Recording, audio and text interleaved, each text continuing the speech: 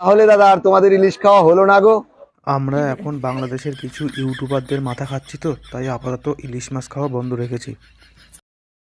তোমাদের ইন্ডিয়াতে এখন থেকে আমরা আর ইলিশ পাঠাবো না গো দাদা। তোমরা বাংলাদেশ থেকে ইন্ডিয়াতে ইলিশ মাছ পাঠাবে না ঠিক আছে, কিন্তু বাংলাদেশ থেকে ইন্ডিয়াতে এই মালটাকে কোনোদিনও পাঠিও না। মা হিতে লাগামা দিও তো না।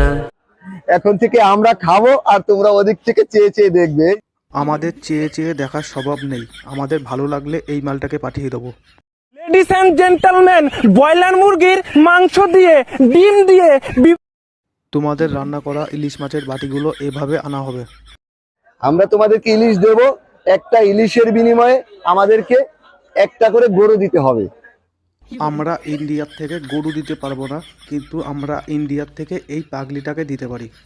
শখের মানুষ ত্যাগ করেছি বস, মনটা তো পাথর হবেই।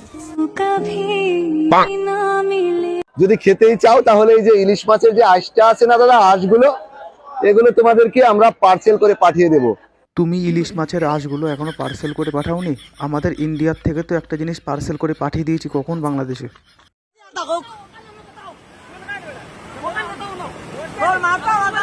কি কলকাতার ভাষা শুনে আপনারা অবাক হয়ে যাচ্ছেন?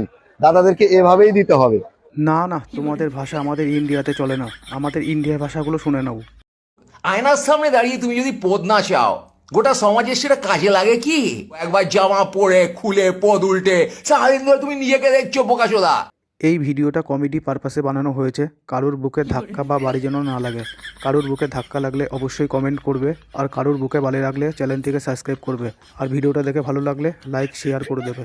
দেখা হবে নেক্সট ভিডিওতে।